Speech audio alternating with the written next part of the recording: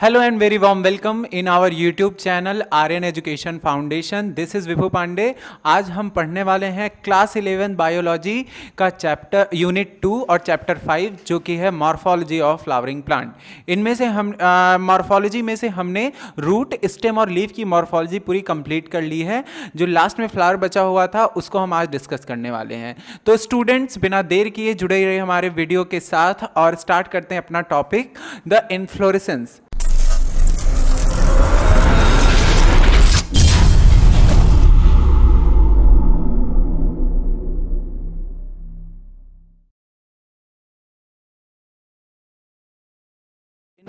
से पहले मैं आपको बता दूं कि हमने कल जो पिछले वीडियो में फाइलोटैक्सी तक कंप्लीट कर लिया था टॉपिक, और इन्फ्लोरेसेंस आज हम स्टार्ट करने वाले हैं। तो इन्फ्लोरेसेंस होता क्या है, सबसे पहले ये जानेंगे। अ flower is a modified shoot. ये क्या है? एक मॉडिफाइड शूट है, क्योंकि ये शूट सिस्टम में पाया जाता है। आपको पता है फ्लावर कहाँ पाया जाता है? ये शूट सिस्टम में पाया जाता है। तो ये क्या है? मॉडिफाइड शूट है। Wherein the shoot apical meristem changes to the floral meristem। जो एपिकल मेरिस्टेम होता है, मतलब जो मेरिस्टेमेटिक टिश्यू जो सबसे टॉप पर होता है, वो फ्लोरल मेरिस्टेम में कन्वर्ट हो जाता है। ठीक है। Internode do not elongated. जो इंटरनोड्स होती हैं वो बहुत ज्यादा इलोंगेट नहीं होती, and axis get the condense. और इसी वजह से जो एक्सिस होता है उनका वो कंडेंस हो जाता है, क्योंकि इंटरनोड्स जो है वो इलोंगेट नहीं हो रही है। इंटरनोड आपको पता होगा, जैसे यहां से एक ब्रांच निकली हुई है, यहां से एक ब्रांच, ये नोड हो गई, उनके बीच का ये पार्ट इंटरनोड है और ये कंडेंस हो जाता है। The apex produce the different kind of floral appendages. और जो अपेक्स होता है उसका वो प्रोड्यूस होता है और अलग अलग टाइप के फ्लोरल अपेंडेजेस को प्रोड्यूस करता है, वो भी laterally at the successive node. और हर एक नोड पर ये ऐसा होता है, इंस्टेड ऑफ लीफ की जगह ऐसा फ्लावर डेवलप हो जाता है। और जब एक शूट टिप ट्रांसफॉर्म होता है फ्लावर में, तो ये हमेशा कैसा होता है? सॉलिटरी होता है। कैसा होता है? सॉलिटरी होता है। और अरेंजमेंट फ्लावर का जिस तरह से होता है, मतलब एक स्टेम की एक्सिस पर फ्लावर का अरेंजमेंट जिस तरह से होता है, उसी को हम बोलते हैं इन्फ्लोरेसेंस। क्या बोलते हैं? इन्फ्लोरेसेंस। और यहां पे हम इन्फ्लोरेसेंस ही सीखने वाले हैं कि ये कितने तरह का होता है, अरेंजमेंट कैसा होता है। ये बहुत इंटरेस्टिंग है कि हम देखेंगे कि फ्लावर का अरेंजमेंट कैसा होता है, इसी को हम इन्फ्लोरेसेंस बोलते हैं। Depending on whether the apex get developed into a flower. जब अपेक्स जो है फ्लावर में डेवलप हो जाता है या फिर कंटिन्यू करने लगता है ग्रो, तो दो मेजर टाइप के इन्फ्लोरेसेंस देखने को मिलते हैं। पहला है रेसिमोज और दूसरा है साइमोज। कैसे? दो तरह के आपको क्या मिलने वाले हैं? दो तरह के आपको इन्फ्लोरेसेंस यहां पढ़ना है, जो कि हैं racemose and cymose. Racemose type के इन्फ्लोरेसेंस में क्या होता है कि जो मेन एक्सिस है वो कंटिन्यू होती है ग्रो करना, और फ्लावर जो है जो वो लैटरली इनमें अरेंज होते हैं एक्रोपीटल सक्सेशन में। ठीक है। अभी मैं ये चीजें आपको डायग्राम में दिखाऊंगा। जैसे यहां पर आप देख लीजिए, ये एक्रोपीटल सक्सेशन है। फ्लावर्स कैसे डेवलप्ड हो रहे हैं? कभी एक इधर की तरफ से एक फ्लावर है, एक इधर से है, एक इधर से है, एक इधर से है, मतलब क्या है? अरेंजमेंट उनका अल्टरनेट होता जा रहा है। ठीक है। लेकिन जो साइमोस टाइप का इन्फ्लोरेसेंस होता है, इसमें जो मेन एक्सिस होती है टर्मिनेट कर जाती है फ्लावर। मतलब इसमें क्या था, जो हमारा रेसिमोस टाइप का इन्फ्लोरेसेंस था, इधर एक फ्लावर बन गया, इधर एक फ्लावर बन गया, इधर एक फ्लावर बन गया, लेकिन जो मेन एक्सिस है वो क्या हुई जा रही है? वो डेवलप हुए जा रही है, बढ़ती जा रही है। But in the case of साइमोस inflorescence, यहां पर जो है ऊपर की तरफ से फ्लावर क्या होगा, यहां टिप पर एक फ्लावर बन जाएगा और यहीं पर ये एक्सिस क्या हो जाती है? टर्मिनेट हो जाती है, ग्रोथ करना बंद कर देती है। ठीक है। जैसे कि आपको मैरीगोल्ड में दिखाई देगा। The flower are born in the basipetal order, और ये यहां पे बेसिपीटल ऑर्डर में होते हैं, जैसा कि आपको यहां पे दिख रहा होगा। देखिए यहां पे क्या है, जो मेन एक्सिस है यहां पे यहां पे ट्राइफर्केटेड हो गई है, और यहां पर ऊपर की तरफ एक फ्लावर यहां पे हो गया। अब ये दोबारा कोई फ्लावर जर्मिनेट नहीं हो सकता, यहां पे ये टर्मिनेट हो गया। वैसे ही इधर की तरफ भी यहां पर टर्मिनेशन, यहां पर टर्मिनेशन, यहां पर, और यहां इन जगह पे हमको टर्मिनेशन दिखाई दे, इसलिए इसको हम क्या बोलते हैं? The cymose inflorescence. I hope आपको ये चीजें क्लियर हो गई होंगी। तो हम देखते हैं कि फ्लावर क्या है, फ्लावर के बारे में आइए हम। इन्फ्लोरेसेंस तो हमें क्लियर हो गया कि इन्फ्लोरेसेंस होता क्या है। इन्फ्लोरेसेंस होता है arrangement of flower on the axis of stem, और हमने उसको दो तरह से पढ़ भी लिया है। अब हम फ्लावर के बारे में पढ़ने चल रहे हैं कि एक्चुअली फ्लावर की बेसिक मॉर्फोलॉजी क्या होती है। तो बेसिकली फ्लावर कैसा है, रिप्रोडक्टिव यूनिट होती है, ठीक, in the angiosperm. Angiosperm means covered होता है सीड, कोट से। It mean the sexual reproduction, ये कैसा करता है, सेक्सुअल रिप्रोडक्शन करता है। टिपिकल फ्लावर में क्या होंगे, 4 डिफरेंट काइंड के रोल्स होते हैं जो कि अरेंज होते हैं कैसे, ऑन द स्वॉलोएन एंड, नीचे की तरफ से फूला हुआ एक एंड होता है जिसको हम क्या बोलते हैं, स्टॉक और ऑफ द स्टॉक और pedicel is called the thalamus और द रिसेप्टेकल। इसको हम थैलेमस बोलते हैं, जहां पर ये चारों रोल क्या होते हैं, जहां से ओरिजिनेट किए हुए होते हैं उसको थैलेमस बोलते हैं। कहां पर ये होता है, स्टॉक या पेडिसिल में होता है, ठीक है। अब ये 4 पार्ट होते कौन कौन से हैं, तो ये 4 पार्ट्स हैं, द कैलिक्स, करोला, एंड्रूसियम एंड गाइन्यूसियम, ये 4 आपके पार्ट हैं, ठीक है। कैलिक्स करोला क्या है, एसेसरी ऑर्गन है, they are not necessary. Calyx corolla क्या है, एसेसरी ऑर्गन है, ये अपने लिए क्या करते हैं, ये फ्लावर के रिप्रोडक्शन में क्या है, एसेसरी ऑर्गन की तरह काम करते हैं, मतलब कि बस वो कुछ ही हेल्प करते हैं, लेकिन मेनली ये उसमें पार्टिसिपेट नहीं कर रहे हैं रिप्रोडक्शन में, सेक्सुअल रिप्रोडक्शन में। लेकिन जो एंड्रूसियम है और जो गाइन्यूसियम है ये सब है रिप्रोडक्टिव ऑर्गन। कुछ फ्लावर में जैसे कि lily, the calyx and corolla are not distinct, ये दोनों क्या होते हैं, कैलिक्स करोला डिस्टिंक्ट नहीं होते, लगभग फ्यूज्ड होते हैं, and are the terminate at the perianth, इनको हम क्या बोलते हैं, पेरियंथ। मतलब करोला आपको ऊपर से दिखेगा कलरफुल है, नीचे से वो कैलिक्स तरह ग्रीन कलर का दिखाई देगा, तो आप उसको समझो कि इसमें कैलिक्स है कि करोला है, लेकिन एक्चुअली वो दोनों फ्यूज होते हैं, तब हम उनको पेरियंथ बोलते हैं। बोगेनविलिया में भी आपको ऐसा देखने को मिलता है। When a flower has both androecium and gynoecium is in the bisexual, अगर एक फ्लावर में एंड्रूसियम, एंड्रूसियम मतलब मेल रिप्रोडक्टिव ऑर्गन है ये, और जो गाइन्यूसियम होता है ये फीमेल रिप्रोडक्टिव ऑर्गन होता है, अगर ये दोनों ही प्रेजेंट है किसी फ्लावर में तो हम उसको बोलेंगे क्या, बाइसेक्सुअल फ्लावर, जैसे कि mustard, brassica campestris. A flower have either only स्टेमन और कार्पेल इज यूनिसेक्सुअल, और अगर इन दोनों में से कोई एक रिप्रोडक्टिव ऑर्गन प्रेजेंट है तो हम उसको बोलेंगे the flower is unisexual. Example आपका क्या हो जाएगा, कुकुरबिटा, ठीक है, जिसको हम क्या बोलते हैं, पंपकिन। अब चलते हैं फ्लावर की सिमेट्री में। फ्लावर क्या है, फ्लावर में बी द एक्टिनोमार्फिक। एक्टिनोमार्फिक का मीनिंग क्या होगा, उनमें रेडियल सिमेट्री पाई जाएगी, मतलब किसी भी रेडियस से हम उनको डिवाइड करेंगे, वी फाउंड 2 इक्वल हाफ्स। और जाइगोमार्फिक, अगर उनमें बाइलेटरली सिमेट्री होगी, मतलब हम किसी एक एक्सिस पे ही उनको डिवाइड कर सकते हैं और वो 2 पार्ट में डिवाइड हो जाएंगे इक्वल हाफ में। When a flower can be divided into 2 equal radial halves in the radial plane passing through the centre is the actinomorphic. मतलब किसी भी रेडियस से आप डिवाइड कर रहे हो, जैसे कि आपका मस्टर्ड हो गया, मस्टर्ड का मैं आपको फ्लावर बना करके दिखाऊं, अगर कुछ ऐसा फ्लावर होगा, बीच में आपके कैलिक्स सॉरी एंड्रूसियम गाइन्यूसियम का यहाँ पे अरेंजमेंट होगा। फिर हम क्या कर सकते हैं, इनको चाहे मैं इस एक्सिस से डिवाइड करूँ, चाहे इस एक्सिस से, चाहे इस एक्सिस से, चाहे इस एक्सिस से, हमें क्या मिलेगा, सभी में आपको रेडियल सिमेट्री मिल रही है। हम किसी भी एक्सिस से डिवाइड करेंगे हमें 2 इक्वल हाफ मिलने वाले हैं। लेकिन दूसरा हमारा क्या है, जाइगोमार्फिक। जाइगोमार्फिक में हम क्या देखते हैं कि जो फ्लावर होता है, जैसे मान लीजिए कोई एक फ्लावर है इस तरह से अरेंज्ड है,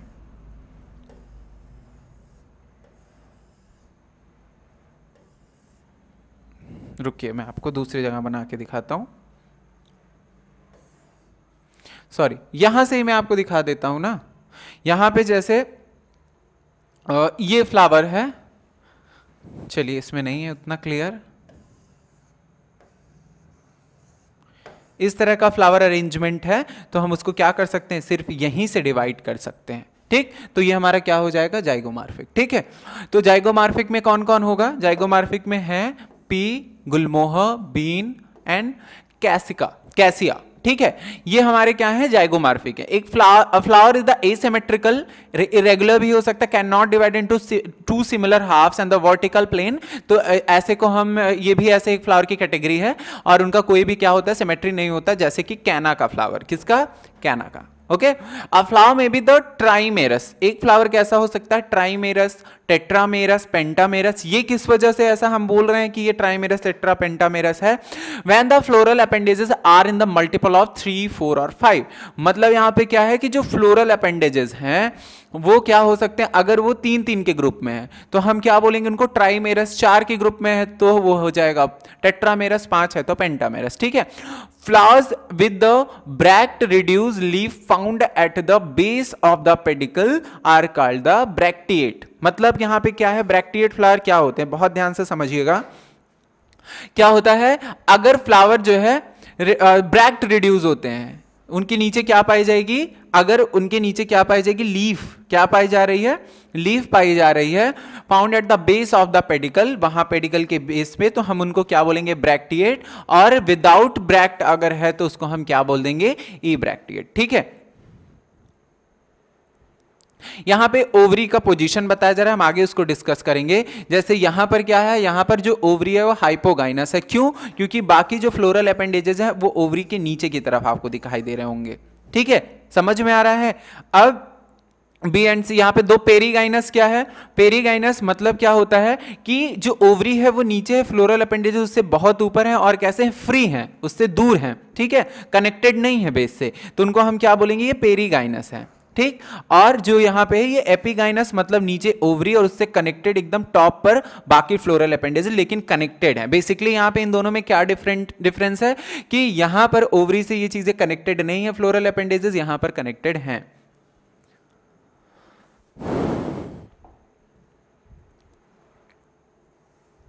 तो देखिए पोजीशन जो है कैलिक्स, करोला एंड रूसियम की respect to the ovary on thalamus, the flower describe at the hypogynous, perigynous and epigynous, ये मैंने आपको अभी दिखाया ही है।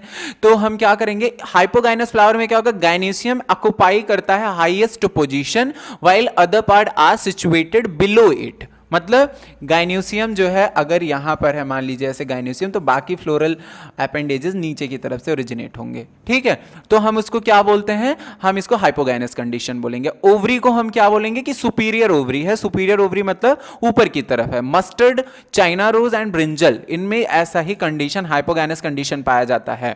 दूसरा है पेरीगाइनस कंडीशन में, अगर गाइनेसियम सिचुएटेड होता है सेंटर में और दूसरे पार्ट जो है वो लोकेट करते हैं on the rim of the thalamus almost at the same level.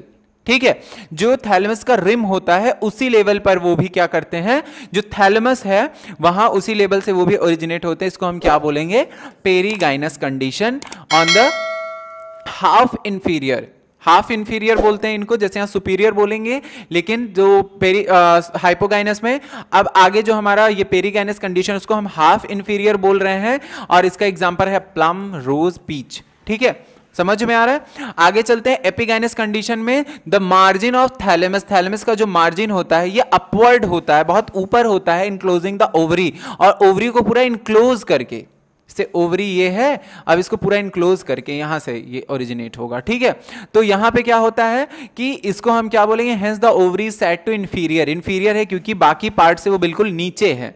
ठीक है, यहां पे हाफ इंफीरियर क्यों बोल रहे थे, क्योंकि मिडिल में था वो। ठीक है, as the flower of guava and the cucumber and ray florets of sunflower. ठीक है, यहां पर भी कैसी कंडीशन होती है, रे फ्लोरेट्स ऑफ सनफ्लावर मतलब उनके बीच में जो छोटे छोटे फ्लावर होते हैं सेंटर में जो आप देखते हो, उनको हम क्या बोलते हैं, वो उनको हम रे फ्लोरेट्स बोलते हैं। तो ये आपकी तीन कंडीशन हो गई ओवरी की। ठीक है, पहला हमारा क्या था, हाइपोगाइनस, दूसरा हमारा पेरीगाइनस, तीसरा है एपिगाइनस। हाइपोगाइनस को हम क्या बोलते हैं, सुपीरियर ओवरी, पेरीगाइनस को हम बोलेंगे हाफ इंफीरियर, और हमारी जो एपिगाइनस ओवरी होती है उसको हम क्या बोलते हैं, इंफीरियर ओवरी। ठीक है, अब हम चलते हैं दूसरे पार्ट्स पे। जितने भी फ्लावर होते हैं अगर वो कंप्लीट फ्लावर है तो उनमें कैलिक्स, कोरोला, एंड्रूसियम और गाइनेसियम पाया जाएगा। अगर इनमें से कोई भी एक पार्ट जो है लैक करता है तो इनकम्प्लीट फ्लावर होगा। जैसे कि कैलिक्स में, calyx is the outermost whorl, ये आउटर मोस्ट रोल है of the flower and the members are called the sepals. ठीक है, तो इसके मेंबर क्या होते हैं, कैलिक्स के मेंबर्स को हम सेपल बोलते हैं। जैसे अगर मैं कहूं आपसे, हिबिस्कस का फ्लावर आपने देखा होगा, नीचे आपको ऐसे ग्रीन कलर की कैप दिखाई देती होगी, इसके ऊपर से आपको फ्लावर दिखाई देता होगा, तो यही आपका कैलिक्स है। और कैलिक्स के जो मेंबर्स होते हैं अगर आप उनको अलग करोगे, कुछ ऐसे अलग होते हैं ना, अलग करके देखोगे तो इन्हीं को हम क्या बोलते हैं, एक पार्ट को बोलेंगे सेपल। जनरली सेपल कैसे होते हैं, ग्रीन होते हैं, लीफ लाइक होते हैं, प्रोटेक्ट करते हैं फ्लावर को in the bud stage. Mainly इनका वर्क बड स्टेज में होता है, जब फ्लावर बड में होता है तो उनको प्रोटेक्ट करते हैं, जैसे कि आपने रोज में जरूर देखा होगा। ठीक है, कैलिक्स में भी गैमोसेपेलस, गैमोसेपेलस मतलब सब यूनाइटेड होते हैं, जैसा कि आपको मैंने किस में बताया, आपको बताया मैंने हिबिस्कस में, वो सभी जुड़े होंगे तो गैमोसेपेलस, और अगर फ्री है जैसे कि रोज में तो इनको हम क्या बोलेंगे, पॉलीसेपेलस। ठीक है, करोला, हाँ मैं आपको यहाँ पे दिखा देता हूँ। देखिए ये क्या है, हमारा फ्लावर है, फ्लावर में यहाँ पर देखिए ये पेडिसिल है, पेडिसिल के ऊपर ये जो पार्ट है आपका ये क्या होता है, कैलिक्स, और ये हमारे क्या हो जाएंगे, सेपल्स। करोला जो कलरफुल पार्ट है इसको हम क्या बोलेंगे? पेटल। एंड्रूसियम है और ये गाइनियसियम, ठीक है।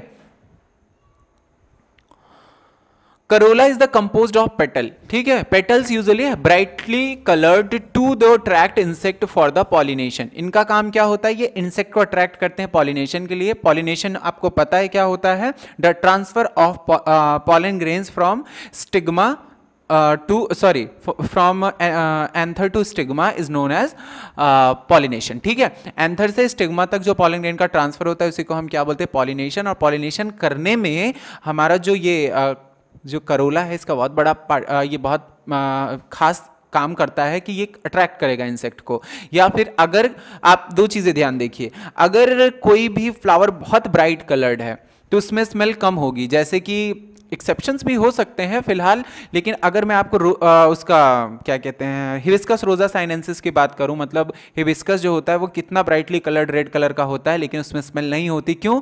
क्योंकि करोला खुद ही कैपेबल है इतना ब्राइट कलर में इंसेक्ट को अट्रैक्ट कर लेगा पॉलिनेशन के लिए। लेकिन जैसे कि जैस्मिन हो गया, ठीक, मोगरा हो गया, ये सारे फ्लावर तो वाइट कलर के होते हैं क्योंकि मोस्टली क्या होते हैं नाइट में ब्लूम करते हैं और इनके पास क्या होती है? बहुत अच्छी स्मेल होती है, एक फ्रेग्रेंस होती है जिससे इंसेक्ट फ्रेग्रेंस से अट्रैक्ट होते हैं। वहाँ पे कलर का कोई यूज़ नहीं है तो वाइट कलर के होंगे या फिर डल कलर के होते हैं, ठीक है। The shape and colour of the Corolla very greatly in the plant. ये बहुत अलग अलग कलर के हो सकते हैं। करोला में भी ट्यूबुलर हो सकता है, बेल शेप का हो सकता है, फनल शेप का या फिर व्हील शेप का हो सकता है। एस्टिवेशन क्या होता है? The mode of arrangement of sepal or petal in floral bud with the respect to the outer other members of the same whorl is known as the aestivation. मतलब कि अगर कोई सेपल है, पेटल है और वो फ्लोरल बड के अंदर है और उसका जो अरेंजमेंट है बाकी मेंबर के साथ, उसी को हम एस्टिवेशन बोलते हैं। The main type of aestivation are, अब ये एस्टिवेशन अरेंजमेंट्स कौन कितने तरह के हो सकते हैं? वॉल्वेट हो सकते हैं, ट्विस्टेड हो सकते हैं, इम्ब्राइकेट हो सकते हैं, ठीक है। इम्ब्राइकेट, वॉल्वेट एंड ट्विस्टेड, ठीक है। आइए देखते हैं, ध्यान से देखिएगा। इस इन्फ्लोरेंस अगर मैं आपको फ्लावर अरेंजमेंट में आपको एस्टिवेशन दिखाऊं तो जो वॉल्वेट एस्टिवेशन होता है, यहां पे जो पेटल्स हैं देखिए एक दूसरे से क्या है? टच ही नहीं है। क्या है? ये टच ही नहीं है, बीच बीच में आपको गैप दिख रहा होगा, ठीक है। जबकि ट्विस्टेड में क्या है कि जो हमारा पेटल है वो दूसरे पेटल के ऊपर पहला पेटल क्या है? ऐसे दूसरे के ऊपर ओवरलैप कर रहा है और पीछे से उसके ऊपर एक पेटल ओवरलैप कर रहा है, उसके पीछे से इसके ऊपर एक ओवरलैप हो रहा है, इसके पीछे से यहाँ ओवरलैप हो रहा है, इसके पीछे से यहाँ ओवरलैप हो रहा है। तो इसको हम क्या बोलेंगे? ये ट्विस्टेड है एस्टिवेशन, ठीक है। ओके, सॉरी, ट्विस्टेड एस्टिवेशन है। तीसरा एम्ब्राइकेट। एम्ब्राइकेट में क्या होता है कि कोई एक ऐसा पेटल होगा जो दोनों तरफ से इनवर्डली अरेंज्ड होगा। नीचे अंदर की तरफ आप देखो, ये अंदर की तरफ आ रहा है ना, तो देखिए ये वाला जो हमारा क्या है, ये वाला जो पेटल है वो दोनों अंदर की तरफ है, बाकी इधर से क्या कर रहा है? एक ओवरलैप कर रहा है और इधर से एक ओवरलैप कर रहा है। फिर इनको उसी तरह से बाकी जो चार हैं इनकी कंडीशन सेम कैसी है? ये ट्विस्टेड वाले की तरह है, ट्विस्टेड एस्टिवेशन की तरह है। लेकिन इसका कंडीशन क्या है कि यहाँ पे एक पेटल ऐसा है जो दोनों अंदर की तरफ क्या है? अंदर की तरफ मुड़ा हुआ है, बाकी सारे एक दूसरे को ओवरलैप करे जा रहे हैं, ठीक है। इसमें बेसिक यही डिफरेंस है, किसमें किसमें? ट्विस्टेड में और एम्ब्राइकेट में। ट्विस्टेड में सब में एक ही अरेंजमेंट दिखाई देगा, लेकिन एम्ब्राइकेट में एक में ऐसा अरेंजमेंट नहीं होता एक पेटल में, बाकी में होता है, ठीक। और वैक्सिलरी एक लास्ट है, जो वैक्सिलरी में क्या होगा कि यहां पर दो पेटल क्या होंगे? एक दूसरे से ज्वाइंटेड होते हैं, फिर एक उसको ओवरलैप करते हुए इधर निकलेगा, एक ओवरलैप करते हुए इधर निकलेगा, और लास्ट का जो सबसे बड़ा पेटल होगा इनको ऊपर से क्या करता है? कैप की तरह ओवरलैप करके रखता है, ठीक है। आई होप आपको ये चारों अरेंजमेंट समझ में आ गए होंगे। थोड़ा मुश्किल है लेकिन इतना भी मुश्किल नहीं। अगर आप फ्लावर आपके आसपास जरूर होंगे, आपके गार्डन में होंगे, आप उन फ्लावर को अगर इससे ऑब्जर्व करोगे तो आप निकाल लोगे कि एस्टिवेशन कैसा होता है करोला का, ठीक है। तो हमने यहाँ पे चार तरीके, वॉल्वेट, ट्विस्टेड, एम्ब्रैकेट और वैक्सिलरी, चार एस्टिवेशन हमने देखे, ठीक है। थोड़ा सा इनके बारे में पढ़ लेते हैं। जो सेपल या फिर पेटल हैं रोल में, ये टच करते हैं एक दूसरे को मार्जिन में विदाउट ओवरलैप किए, जैसे कि कैलोट्रोपस में तो इनको हम वॉल्वेट बोलेंगे, ओवरलैप नहीं कर रहे थे, मैंने बोला वो फ्री थे। और अगर मार्जिन अपेंडेजेस ओवरलैप करते हैं दैट द नेक्स्ट वन, मतलब एक हमारे पास जैसे एक पेटल है उसको दूसरा इस तरह से ओवरलैप कर रहा है और कहीं उस वाले पेटल को भी कोई तीसरा ओवरलैप कर रहा है, इस तरह से वो चारों एक रोल में क्या है, एक दूसरे में कॉम्पैक्ट है, तो तब हम क्या बोलेंगे, इसको ट्विस्टेड बोलेंगे। ठीक है, लेडी फिंगर्स, कॉटन, इन सब में ऐसा पाया जाता है। If the margin of sepal or petal overlap one another but not in the any particular direction, ऐसा कोई direction clockwise anticlockwise direction आपको नहीं दिखाई देगा, और एक कोई पेटल ऐसा होगा दोनों तरफ से ओवरलैप्ड होगा, जैसे कि कैसिया और गुलमोहर। ठीक है, इसको हम इम्ब्राइकेट बोलेंगे। और पी या फिर बीन फ्लावर में ये चीज हाँ कॉमन है कि मटर के पौधों में या बीन के पौधों में क्या होता है, जो फ्लावर होते हैं 5 पेटल रखते हैं, 2 नीचे, फिर 2 बगल बगल में, और एक बड़ा जो होता है वो सबसे ऊपर। आपको मैंने दिखाया था ना यहाँ पे, ये देखिए, ये मैं इरेज कर देता हूं, आपको क्लियरली दिखेगा। ये देखिए यहाँ पे 1 2 3 4 और ये पूरा 5 आपको यहाँ पे दिखाई दे रहा है, ये ना 5 पेटल हैं। और ये क्या है, largest standard overlap the 2 lateral petal, पहले से सबसे बड़ी है नीचे की तरफ से, वो 2 नीचे वाले विंग्स को ओवरलैप करेगी, विच turn overlap the 2 smallest interior petal, पहले सबसे जो बड़ा वाला पेटल है फिर वो 2 छोटे पेटल्स को ओवरलैप करेगा, और ये दोनों क्या करेंगे, नीचे के सबसे छोटे पेटल को ओवरलैप कर रहे हैं, और इस वजह से इनको हम क्या बोलते हैं, वैक्सिलरी या फिर इनको वैक्सिलरी एस्टिवेशन बोलते हैं, और इसका एक दूसरा नाम है पैप्लियोनेसियस। ठीक है, इसको एक और नाम से भी जानते हैं। तो हमने अब क्या देख लिया, फ्लावर का जो अरेंजमेंट था हमने वो देख लिया। नेक्स्ट वीडियो में हम क्या डिस्कस करेंगे, नेक्स्ट वीडियो में हम डिस्कस करेंगे एंड्रूसियम, गायनेसियम के बारे में, और बाकी फ्लावर में जो बायोलॉजिकल प्रोसेस होती है उनके बारे में भी बात करेंगे। तो गाइज जुड़े रहिए हमारे साथ और देखते रहिए हमारे videos. Do like, subscribe our channel. Thanks for watching.